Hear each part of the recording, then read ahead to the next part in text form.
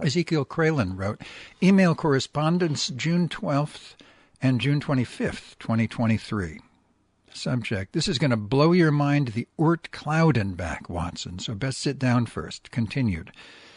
And finally, highlights from the cross-complaint document that I especially savor. Capitalization, theirs, not mine.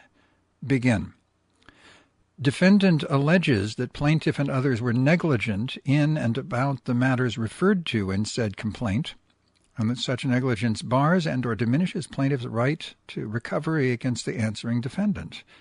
And as for a further and separate affirmative defense to the complaint and each and every cause of action thereof, the defendant alleges that plaintiff's complaint fails to state facts sufficient to constitute cause of action against this answering defendant. And as for a further and separate affirmative defense to the complaint and each and every cause of action thereof, the plaintiff is barred from any recovery because of plaintiff's lack of notice in whole or in part to the answering defendant. And as for a further and separate affirmative defense to the complaint and each and every cause of action thereof, this defendant alleges on information and belief that the complaint is barred from the doctrine of unclean hands.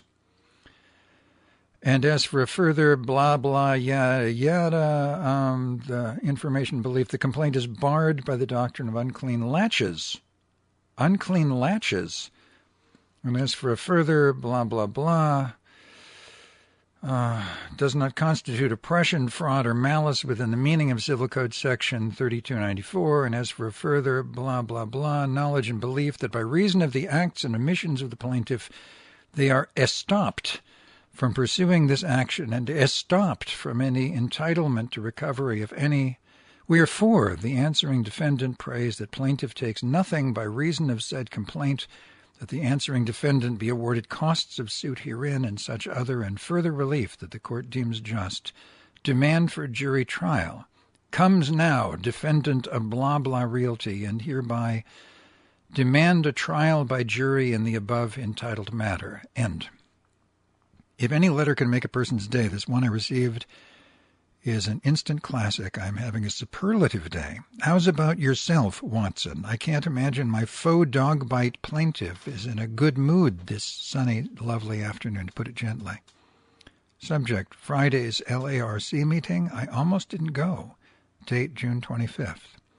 Already frustrated by the misconstrued directions on a Muni map I had downloaded to my smartphone that showed the T-line stopping at any of 3 metro stations downtown, but painfully learned it does not. I thought maybe I should just call it quits. I stood there above ground across from the clock tower in the San Francisco Bay, wondering where to go next to catch the T. A chill breeze had kicked in by then, but still a lovely afternoon if you had a sweater on or a warm jacket. The next day I learned I had acquired an outdated map, but I digress.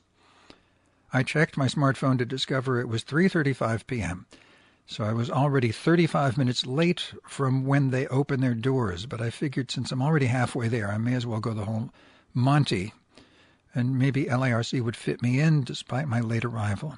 I remembered then that I could take the N Judah until it reached the end of the line right by the Caltrain station, and across the street would be an island for the T. Being that the weather was so fair, I decided not to return underground to catch the N, but walk 3 long blocks beside the water and piers in what is called the South Bay District, and hop on the light rail above ground. By the time I reached the stop, I had to wait another 15 minutes before the next N showed up. When I disembarked and waited among a small throng of ex-passengers for the light to turn green, I realized someone was hollering directly at me from several yards away, threatening to bash the bejesus out of me. The din of passing traffic muffled his screams somewhat, and is why it took some moments to register exactly what was going on. Everyone else just stood around calmly, as if nothing untoward was happening. He was a tall, spindly white dude in a blue hoodie from which peered 2 angry eyes. I'm sure he had a scowl to match, but you couldn't tell since he also wore a COVID mask. He couldn't have been more than 23 years old, and here I was without my pepper spray. The moment I briefly glanced in his direction, he turned away but continued to spew threats and cusses, this time at some other hapless soul. His lustrous mop of auburn hair, facial type, brown eyes, bony frame, and height reminded me of my ex-friend Johnny from years ago, especially when he morphed into a madman upon his father's unexpected demise, and I had to push him out of my world.